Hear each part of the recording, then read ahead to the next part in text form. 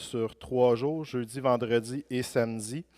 Ça a très bien été. J'ai été présent plus jeudi, vendredi. Samedi, c'était un de mes remplaçants, puis l'équipe de Québec. C'est important de prier pour ce genre de ministère-là qui a des portes d'entrée encore dans des lieux publics dans le monde, puis que c'est ouvert, qu'on peut faire de l'évangélisation. La méthode des 5 couleurs de Charles Spurgeon, ouais, si je ne me trompe pas, est vraiment efficace, court, touchant. Le message de l'Évangile est prêché et le ministère des fermiers chrétiens aide à ce niveau-là, puis on a la chance de pouvoir aller un peu partout. Avant de commencer, je vais prier parce que c'est juste moi qui prêche. Vous allez trouver ça pas mal plate, là, fait que je vais demander l'aide du Saint-Esprit. Père éternel, je te rends grâce, Seigneur, je te remercie que tu es au milieu de nous, que on vient de prendre, Seigneur, la communion, les éléments, Seigneur, pour nous rappeler, Seigneur, que nous sommes unis, que nous sommes en toi, Seigneur, pour nous rappeler le saint sacrifice que tu as fait pour nous. Tu nous as rachetés à grand prix, Seigneur, au prix de ton Fils. Puis, Seigneur, on veut recevoir de toi, Seigneur, cette parole, ce pain quotidien, Seigneur. On veut que ta parole, Seigneur, nous transforme, nous bénisse, porte un fruit, Seigneur, produise du fruit en nous, Seigneur, qui va pouvoir être déversé, Seigneur, sur les autres. Merci pour cette assemblée, Seigneur. Merci pour le privilège que tu me donnes de pouvoir amener ta parole, Seigneur, puis que tu agisses à travers moi. Dans ton précieux nom, Jésus. Amen. Donc, 1 Jean 5, c'est le dernier. Je suis comme un peu fébrile. La première fois que je finis un épître, là, fait que c'est ça. Donc, la foi et la prière. Je vais juste faire un petit récapitulatif, puis on peut aller à l'autre acétate de 1 Jean. L'Épître nous parlait, entre autres,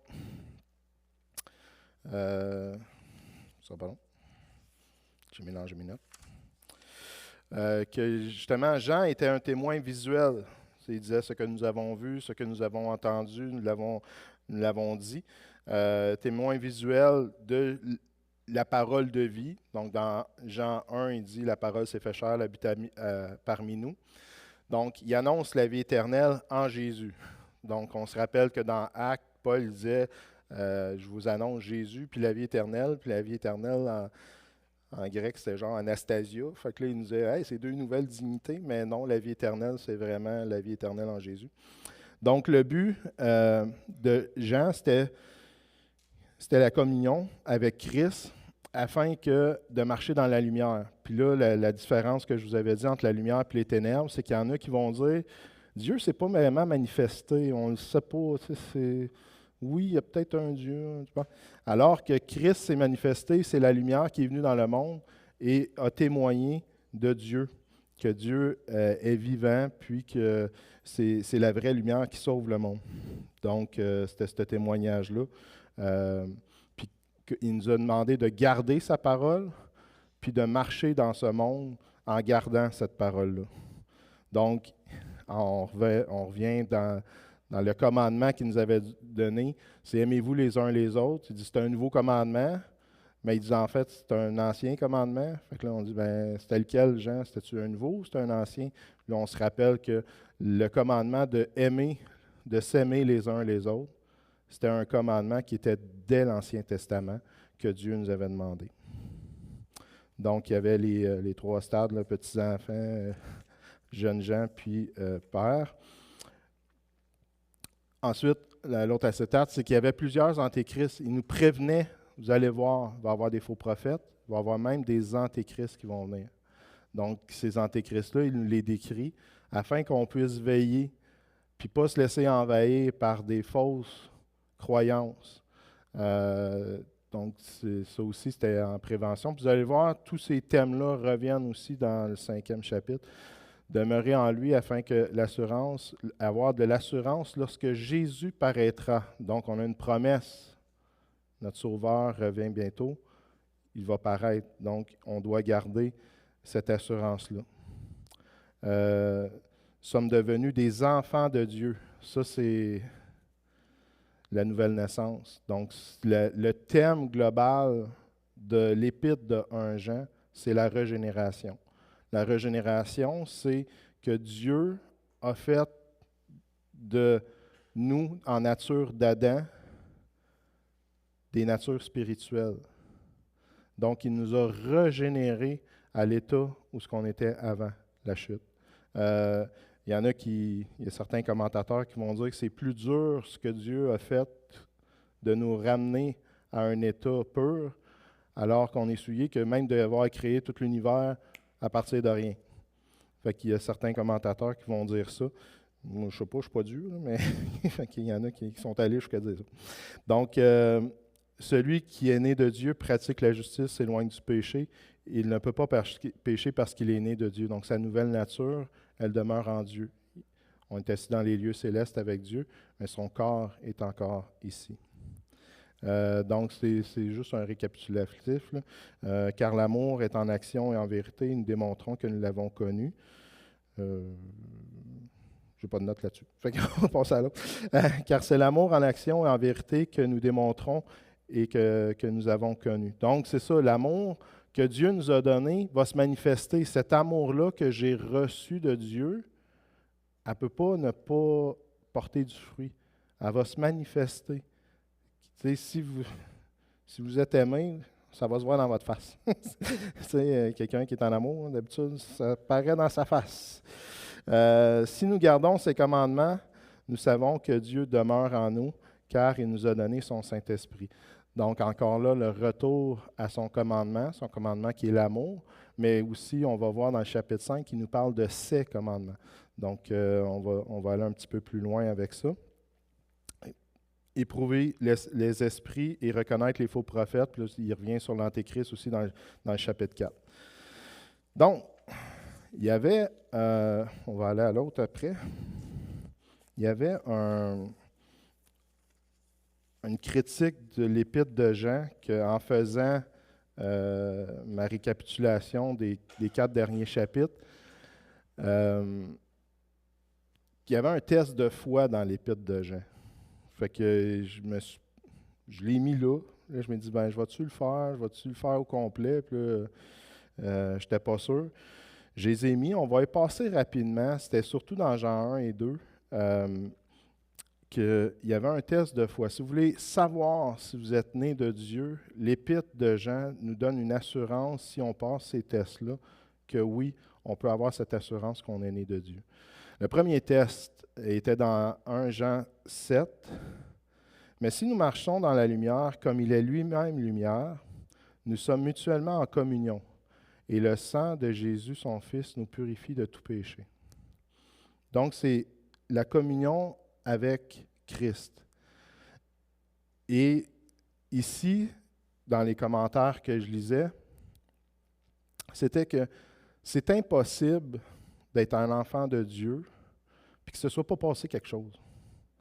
Même si c'est spirituel ou que ça soit dans votre vie, c'est quelqu'un qui va arriver, vous allez le voir que c'est passé quelque chose. La personne, au début, elle ne croyait pas. Il y en a qui vont avoir des témoignages incroyables. Donc, si je me rappelle le témoignage que moi, j'ai donné, c'est sûr que moi, j'avais prié, le Seigneur s'est manifesté, une chaleur, la lumière, tout le kit. Donc, vous pouvez aller voir le témoignage, là, il est en ligne. Mais il s'est passé quelque chose. C'est pas je me suis réveillé un matin, puis finalement, je vais décider d'être croyant un matin. Non, Dieu s'est manifesté, puis c'est différent à chacun des croyants selon le parcours que vous avez vécu. Et là, il y a une communion qui vient se faire. C'est que là, tu as un intérêt. Là, tu es comme, c'est tout excitant. Là, donc, nous marchons dans la lumière. On a été éclairés. Dieu nous a touchés. Il y en a que c'est par des rêves. Si vous écoutez des témoignages sur Internet, il y a certains musulmans, c'est par des rêves. Il y en a d'autres que c'est une joie, une satisfaction. Il y a quelque chose, une conviction de péché, de dire, hey, tu sais, puis ils sont allés à Dieu pour demander pardon. Donc, la communion est née. Le deuxième test, si nous disons que nous n'avons pas péché, nous nous séduisons nous-mêmes et la vérité n'est pas en nous. Donc, ce test-là, c'était dans les commentaires, ça disait une connaissance et de Dieu et de sa volonté. Donc, pour connaître sa volonté, avant, on n'était pas croyant. Tu sais, moi, je péchais, puis je m'en foutais, là, je veux dire, c'est Dieu, bon, c'était pas grave. C'est sûr qu'on a toute une culpabilité plus ou moins grande, mais à partir du moment que tu connais Dieu, tu es comme, OK, je ne peux pas mentir, je ne peux pas faire ci, je ne peux pas faire ça. Tu as une conscience qui t'accuse. Tu as quelque chose qui te dit, hey, tu ne peux pas faire ça, puis tu connais, tu as une connaissance de Dieu, de sa volonté, et tu veux obéir. Donc, ce 1 Jean 8 nous rappelle ça. Ensuite, dans le troisième test, ça nous dit, si nous disons que nous n'avons pas péché, nous le faisons menteur, et sa vérité n'est point en nous. Fait que là, il y avait différence entre avant, après, puis la reconnaissance du péché, je viens d'en parler, mais c'était aussi que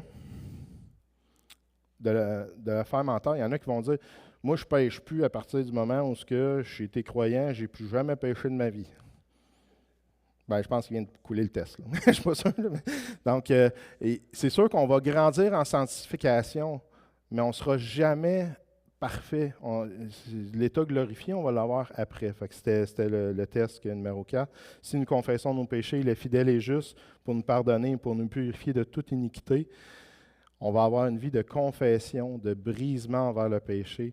On va goûter à sa grâce et à son salut. Ça, c'est miraculeux de pouvoir savoir qu'on est pardonné ici, aujourd'hui, présent pour nos péchés passés, futurs, et mais surtout passés, ceux qu'on va faire puis les prochains. Le 5e test, lui, c'était si nous gardons ses commandements. Par là, nous savons que nous l'avons connu. Celui qui dit « j'ai connu » et qui ne garde pas ses commandements est un menteur et la vérité n'est pas en lui. Dans 1 Jean 2, 3 et 4. Donc, ici, on avait le test de la nouvelle relation avec le péché, mais aussi avec ses commandements. Puis on va le voir, je pense, dans le 5, j'en parle un peu, mais il y en a qui vont dire « Ouais, mais tu sais, je suppose que vous avez déjà entendu ça, mais Dieu, il me rend coupable, puis il me prive de quelque chose. » Je dis, OK, mais lequel de ces commandements, pour toi, il te prive de quelque chose de grave? Hein? Est-ce que c'est le commandement que tu ne tueras pas? Est-ce que c'est le commandement que tu ne mentiras pas ou tu n'honoreras pas tes parents? Donc, ces commandements sont tous bons. Tu sais, ces ordonnances, on l'a dans les psaumes, là, ces lois sont tous bonnes, sont tous des joies. Donc, ici, c'est un autre test. Puis finalement, je pense que c'est le 6e ou 7e test, en tout cas. C'est ça. Donc, le 7e test, c'est Bien-aimés, nous avons un nouveau. Je vous écris un commandement ancien, non pas nouveau. Donc, c'est le commandement de l'amour. Aimez-vous les uns les autres comme je vous ai aimé. Donc, ça, c'était juste brièvement. Vous allez voir, il y a certains commentateurs qui font ce résumé-là de l'épître de Jean 1 à 5. Fait que je l'ai mis là. Le test de la foi, je trouvais ça important d'en parler. Ensuite, donc là, on commence un Jean 5. Donc, prochaine étape. Donc, dans 1 Jean 5, premier verset, « Quiconque croit que Jésus est le Christ est né de Dieu, et quiconque aime celui qui l'a engendré aime aussi celui qui est né de lui. Nous connaissons que nous aimons les enfants de Dieu lorsque nous aimons Dieu et que nous pratiquons ses commandements, car l'amour de Dieu consiste à garder ses commandements, et ses commandements ne sont pas pénibles. » Donc ici, on voit là que celui qui est né de Dieu, quiconque est né de Dieu, aime celui qui est engendré de Dieu. Celui qui est engendré de Dieu, c'est Jésus. Donc, aime Jésus. Et aime aussi ceux qui sont nés de lui. Donc, les frères et les sœurs en Christ. Quand nous sommes nés de Dieu, nous avons un amour. Ça ne veut pas dire que tout le monde est facile à aimer. Moi, le premier. Je suis sûr qu'il y en a qui... Mais on va avoir un amour. Si on est nouveau, on rencontre un frère, une sœur, puis on sait qu'ils sont nés de Dieu. Il y a quelque chose qui nous unit. On fait partie de la même famille.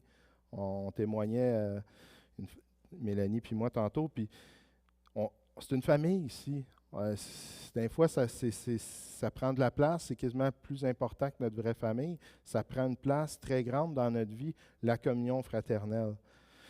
Verset 2, nous connaissons que nous aimons les enfants de Dieu lorsque nous aimons Dieu et que nous pratiquons ses commandements. On revient à ce que j'avais dit tantôt. Tu sais, on va pratiquer ses commandements. Là, il dit le nouveau commandement qu'il nous a laissé, aimer Dieu comme il nous a aimés. Jésus nous a aimés pas mal jusqu'au bout. Il est allé jusqu'à donner sa vie pour nous. C'est un commandement que nous devons pratiquer. Et dans Jean 5, il est vraiment important. Puis tout le long de l'épître de Jean, il est important ce commandement de l'amour. Car l'amour de Dieu consiste à garder ses commandements et ses commandements ne sont pas pénibles. Ça, c'est ce que le commentaire que je vous ai donné tantôt. Quelqu'un vient me voir, « Ouais, mais Dieu, il me restreint. Il me restreint dans mes libertés. » Laquelle de tes libertés dans les 10 commandements est si pénible que ça? Ben, peut-être d'aimer ton Dieu de tout ton cœur, de toute ta force et de toutes tes pensées. Ça, oui. On ne pense pas que personne va pouvoir être arrivé à un stade où on va pouvoir dire que chacune de nos pensées est en Christ. Mais on va pouvoir dire qu'on tend vers un but. Ce but-là, on essaye de l'atteindre. Mais sinon, les autres, de ne pas mentir, pas voler, pas tuer, il me semble que c'est des commandements qui sont bons pour tous. Et on peut aller à l'autre à cet art. Donc, car ceci est l'amour de Dieu, c'est que nous gardions ses commandements. Or, ces commandements ne sont pas pénibles. Donc, ça, je viens d'en parler. 1 Jean 2, 7, 10. Ce n'est pas un commandement nouveau, c'est un commandement ancien. Donc, là, c'est un peu ce que j'ai dit aussi. Là, fait que je l'ai déjà passé, ça. Donc, ensuite, Jean continue. Le but de Jean, n'oubliez pas, c'est de nous donner cet espoir-là, de nous rassurer dans notre appel qu'on est des enfants de Dieu, qu'on a la vie éternelle en Jésus. Dans 1 Jean 5, 4, 5, parce que tout ce qui est né de Dieu triomphe du monde. La victoire qui triomphe du monde, c'est notre foi. Qui est celui qui a triomphé du monde, sinon celui qui croit que Jésus est le Fils de Dieu? Donc, ici, il y a beaucoup de matériel. Il y a beaucoup de choses qui ont été écrites là-dessus. Il a vraiment fallu que je me concentre sur des choses essentielles. Donc, notre nouvelle naissance nous donne ce triomphe-là, donc qui est du monde. On a vaincu le monde. Christ a dit, j'ai vaincu le monde. Et ensuite, il nous donne, c'est l'Esprit qui rend témoignage parce que, c'est ça? Ouais, non, excuse, je suis à l'autre plan. Je suis allé trop vite. Ah, excusez, j'ai sauté un pas. Non, tu peux revenir en arrière. Ah oui, c'est ça. OK. Vas-y. Tu es à la bonne place. OK. Donc, ce qui triomphe du monde, c'est notre foi. Ce qui triomphe du monde, c'est notre foi en Jésus-Christ. Donc, il vous sera fait selon votre foi. Vous allez voir plus loin, là, mais notre foi va triompher de ce monde-là parce que notre corps va rester ici en passant. Là, fait que soyez pas déçus, mais on va en avoir un glorifié. Ce qui triomphe du monde, c'est notre foi. La victoire dans ce monde-ci, la victoire sur le monde, c'est par la foi. Dieu nous a fait des promesses. Si on avance avec les promesses qu'il nous a faites, on est assuré de cette foi-là. Donc, ici, on a l'exemple de la femme qui avait la perte de sang, qui a couru puis qui a dit, si je peux juste toucher son vêtement. Et sa foi l'a sauvé. Les aveugles sur le bord de la route, moi je pensais qu'il y en avait juste un, mais dans Matthieu, il y en a 2 finalement. Donc, les aveugles sur le bord de la route qui criaient, « Hey, fils de David, sauve-moi! » Il dit, « Votre foi vous a sauvé. » Le centurion qui vient, puis qui demande que son serviteur soit guéri, ou qui envoie, parce qu'il y a 2 versions, qui envoie pour que son serviteur soit guéri. Jésus a été impressionné. Il s'est reviré de bord, il a dit, « J'ai jamais vu une foi comme ça dans tout Israël. » Le centurion. Il dit, tu n'as pas besoin de main, tu as juste à dire une parole.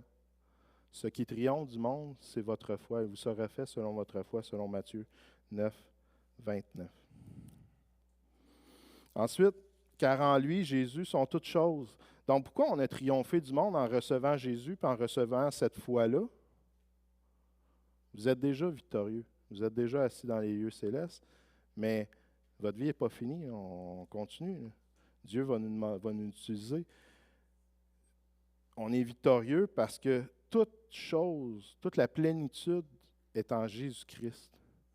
Donc, la vie, le mouvement et l'être, selon Actes 17, 28. Toute richesse en ce qui concerne la parole et la connaissance sont en lui, selon 1 Corinthiens 1, 5. En lui habite toute la plénitude, selon Colossiens 1, 9 puis 2, 9. Et en lui ont été créées toutes choses qui sont dans les cieux et sur la terre, dans Colossiens 1, 16. Écoute, si j'ai Jésus, pas besoin de rien d'autre. Mais il y a un livre qui a été écrit ici, Jésus plus rien égale tout. Là. C'est ce message-là qu'il y avait à l'intérieur. C'est que la foi qu'on a en Jésus, cette foi-là qui nous a été donnée, puis si on place notre foi, il est fidèle et juste, puis il nous abandonnera pas. Ensuite, 1 Jean 6, 9. Dans 1 Jean 5, versets 6 à 9. C'est lui, Jésus-Christ, qui est venu avec de l'eau et du sang, non avec de l'eau seulement, mais avec l'eau et avec le sang. C'est l'Esprit qui rend témoignage, parce que l'Esprit est la vérité. Car il y en a trois qui rendent témoignage, l'Esprit, l'eau et le sang, et les trois sont d'accord. Si nous recevons le témoignage des hommes, le témoignage de Dieu est plus grand, car le témoignage de Dieu consiste en ce qu'il a rendu témoignage à son Fils. Là, il y a du témoignage à grandeur. Fait que je vais vous résumer ça. En étudiant ce passage-là, je me suis rendu compte que même il y a des commentaires qui sont pas tous d'accord.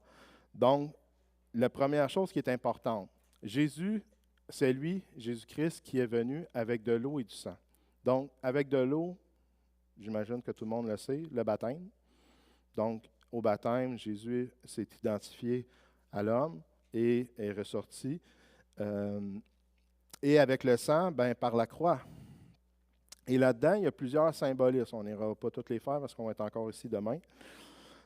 Mais il y a la doctrine dans le sang de la propitiation. Et le baptême, c'est le début. Le baptême, c'est le début du ministère de Jésus. Donc, quand il est venu avec l'eau du baptême, c'est son début de ministère. Avec le sang, c'est où la consommation de l'œuvre de la rédemptrice a été accomplie, avec le sacrifice propitiatoire de la croix. Donc, on peut voir ici que ça rend témoignage de Christ quand il est venu. Et là, par la suite, l'efficacité, c'est ça, dans les commentaires, ça disait « L'efficacité de l'œuvre de Christ par sa vie, sa mort, sa résurrection est accomplie dans les Écritures. Okay? » Donc, le témoignage, c'est que l'Esprit dit « C'est Jésus, c'est lui que vous deviez... qui est prophétisé depuis toutes les Écritures, depuis le début, c'est lui que vous attendiez. » Puis le témoignage, c'est le Saint-Esprit qui le donne. Je ne sais pas si vous vous rappelez, quand Jésus est entré dans l'eau, au début, Jean ne veut pas le baptiser. Il dit non, c'est toi qui devrais me baptiser du Saint-Esprit. Il dit non, c'est correct. Il dit, c'est comme ça que les choses doivent être faites. Et là, il le baptise, il sort de l'eau, il entend un témoignage comme un tonnerre. Celui-ci est mon Fils bien-aimé, en qui j'ai mis tout mon amour. Et il y a une colombe qui descend. Donc, le Saint-Esprit est venu, il a descendu sur lui, comme sur n'importe qui d'autre. Puis à un moment donné, excusez, même Jésus va dire, quand les pharisiens viennent le questionner, c'est bon, il dit, le baptême de Jean, là, c'était-tu de Dieu ou c'était des hommes? Puis là, ils vont dire, si on dit que c'est de Dieu, puis on n'est pas allé, il va nous... Ça ne marchera pas. Puis si on dit il y a des hommes, tout le monde pense que c'est un prophète, fait qu'on va se faire lapider. Fait qu'on va dire qu'on ne le sait pas. Fait qu'il revient de bord, ils disent on ne le sait pas. Fait qu'il dit ben vous ne voulez pas le dire, moi non plus je ne le dirai pas. Donc, on voit que le témoignage que Jésus avait rendu, l'Esprit Saint avait rendu de Jésus était vrai. Puis même Jésus s'en est servi pour se défendre contre les pharisiens. Donc, c'est pour ça qu'il parle de témoignage, témoignage, témoignage. Ensuite, quand on va à l'autre, c'est que dans la loi juive, ça prend 2, 3 personnes pour témoigner contre quelqu'un. Tu ne peux pas condamner quelqu'un sans avoir au moins 2 témoignages. Mais combien plus pour condamner Dieu? Combien plus pour reconnaître Jésus que ça prend 2, 3 témoignages? Puis, on a eu le témoignage de la Trinité. On a eu l'Esprit Saint, on a eu le Père qui a parlé, puis Jésus qui s'est lui-même annoncé. Es-tu le Christ? Dis-nous-le, arrête de nous... Dis-nous-le, tu le dis, je suis Christ. Donc, c'est un triple fondement sur lequel repose le témoignage de Dieu. Donc, puis là, j'ai pris les exemples du baptême pour vous rappeler le témoignage. Donc, c'est le Père, la parole et le Saint-Esprit. Puis après ça, si nous recevons un témoignage, ouais, c'est ça. Donc, il disait aussi que le témoignage de l'eau, le Saint et l'Esprit, et le témoignage du Père, du Fils et du Saint-Esprit. Donc, c'est ça que le verset voulait dire. Donc, tous témoignent que Christ est vraiment le Fils de Dieu. Ensuite, on continue dans 1 Jean 5, 10 à 13. Celui qui croit au Fils de Dieu a ce témoignage en lui-même. Celui qui ne croit pas le fait menteur, puisqu'il ne croit pas au témoignage que Dieu a rendu à son Fils. Et voici ce témoignage, c'est que Dieu nous a donné la vie éternelle et que la vie éternelle est en son Fils. Celui qui a le Fils a la vie, celui qui n'a pas le Fils de Dieu n'a pas la vie. Je vous ai écrit ces choses afin que vous sachiez que vous avez la vie éternelle, vous qui croyez au nom du Fils de Dieu. Donc, pour interpréter ce passage-là, il faut partir de l'envers et il faut remonter. Donc, vous croyez au nom du Fils de vous qui croyez au nom du Fils de Dieu, je vous ai écrit ces choses afin que vous sachiez que vous avez la vie éternelle. Donc, c'est la façon de l'interpréter parce que nous qui avons cru, on a reconnu ces témoignages-là, puis on a dit, oui, Jésus est Fils de Dieu. Puis, dans Jean 3,16, ça nous rappelle, car Dieu a tant aimé le monde qu'il a donné son Fils unique afin que quiconque croit en lui ne périsse pas, point, mais qu'il ait la vie éternelle. Donc, le ministère de Christ, le ministère, ce Jean 3,16-là qui nous est si précieux, que je pense que tout le monde a appris par cœur, c'est vraiment pour nous rappeler que nous avons la vie éternelle. Cette promesse de la vie éternelle, c'est un don de Dieu. C'est le don qui vient avec Christ. Et ici, Jean veut que cette assurance que nous avons d'être chrétiens, on a passé le test, rappelez-vous, de 1 à 4, puis même jusqu'à 5, c'est un test de la foi pour s'assurer, pour rassurer le fidèle qui est pas sûr, qui est chambranlant. Bien, ce test de foi-là, ça vient de dire, non, tu as la vie éternelle en Jésus. Donc, ça. Puis dans Jean 13, 3, or la vie éternelle, c'est qu'ils te connaissent, toi le seul vrai Dieu, et celui que tu as envoyé, Jésus-Christ. Donc, notre vie éternelle est dans Jésus. Donc, comme on a dit tantôt, on a tout pleinement en Christ. Ensuite, là, on s'en va vers la fin, il en reste 2. Là. Nous avons auprès de lui cette assurance que si nous demandons quelque chose selon sa volonté, il nous écoute. Et si nous savons qu'il nous écoute, quelque chose que nous demandions, nous savons que nous la possédons, que nous possédons la chose, et que nous lui avons demandé. Si quelqu'un voit son frère commettre un péché qui ne mène pas à la mort, qu'il prie, et Dieu donnera la vie à ce frère, et il la donnera à ceux qui commettent un péché qui ne mène point à la mort. Il y a un péché qui mène à la mort, ce n'est pas pour cela que je vous dis de prier. Toute iniquité est un péché, il y a tel péché qui n'amène point à la mort. Donc, c'est un gros passage. Je vous dirais que ce n'est pas simple à interpréter. Mais le principal là-dedans, c'est la prochaine acétate, c'est la puissance de la prière. C'est l'arme du croyant. C'est, en plus de notre foi, si vous vous rappelez d'Éphésiens, on a le casse du salut, etc. Mais on a la prière qui est cette arme-là qui est puissante, cette assurance au Dieu véritable est dans ce que si nous le demandons et qu'il nous a si souvent accordé. C'est que, je ne sais pas vous autres, mais moi, j'ai vu des prières réalisées dans ma vie. Puis j'espère que vous aussi, là. Il y en a qui vont dire, ouais, mais tu sais, j'ai prié pour telle affaire, puis il ne me l'a pas accordé. Si nous prions pour nous, la prière aussi, le deuxième, c'est la prière pour lui-même, verset 14-15. Non, excuse, c'était le bon. Je regardais juste le deuxième point.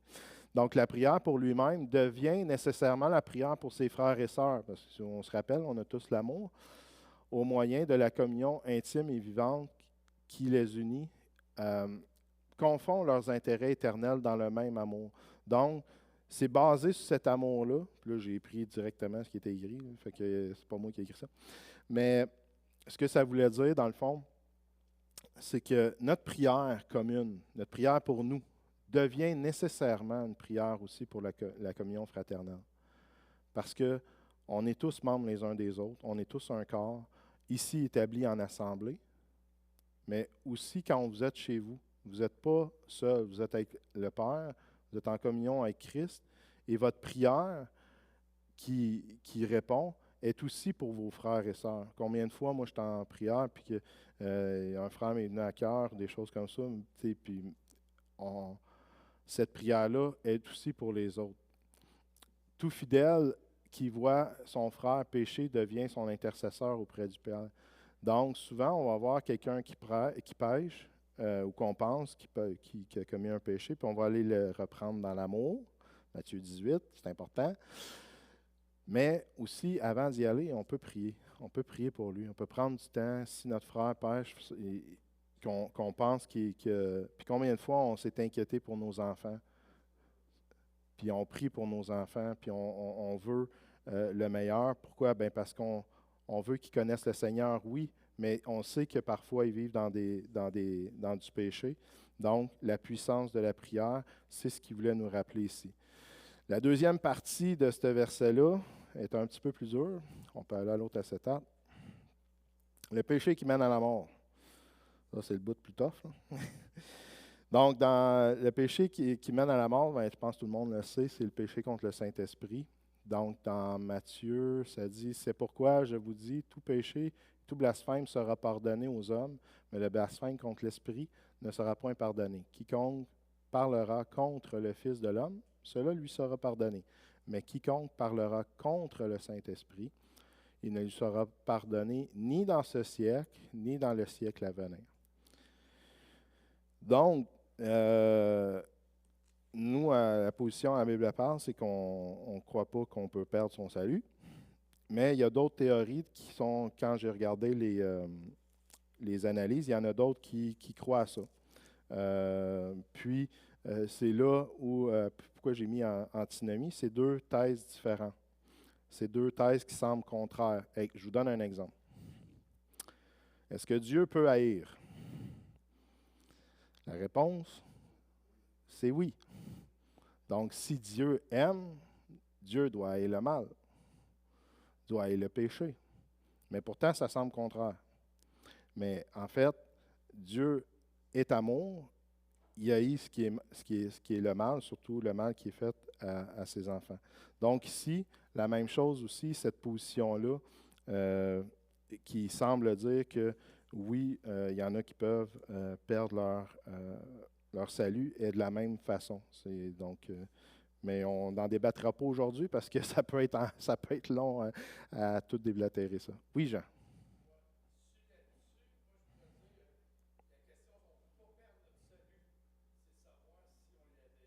Effectivement. Donc, il y a trois positions. Ben, je peux en parler brièvement parce que je les ai lues. Les trois positions, c'est que soit qu'il n'a pas cru, soit qui a vraiment perdu son salut par une faute X, non, elle n'est pas nommée, est nommé là, c'est qu'il a péché contre le Saint-Esprit. Ou la troisième, c'est qu'il abandonne la foi. Donc, il y a trois positions, mais je vous dirais, on passera la journée ici à tout déblatérer les arguments les uns pour les autres, puis à citer des versets. Nous, à la Bible parle, on croit que la personne, une fois qu'elle est sauvée, elle est scellée en Christ, puis il y a plein de versets qui nous garantissent que c'est l'effet. Maintenant, c'est important de garder une crainte respectueuse de Dieu, puis de chercher à se sanctifier, puis à se mettre à part pour le Seigneur. Ensuite, puis au pire, le pasteur me reprendra si j'ai mal parlé. Fait que celle-là, elle me donnait chaud, là, j'avais hâte de la passer. Donc, 1 Jean 5, 18 à 21. Nous savons que quiconque est né de Dieu ne pêche point, mais celui qui est né de Dieu se garde lui-même, et le malin ne le touche pas. Nous savons que nous sommes de Dieu et que le monde entier est sous ou gît sous la puissance du malin. Nous savons aussi que le Fils de Dieu est venu et qu'il nous a donné l'intelligence pour connaître le véritable, et nous sommes dans le véritable en son Fils Jésus-Christ. C'est pour lui qui est le Dieu véritable et la vie éternelle. Petits enfants, gardez-vous des idoles.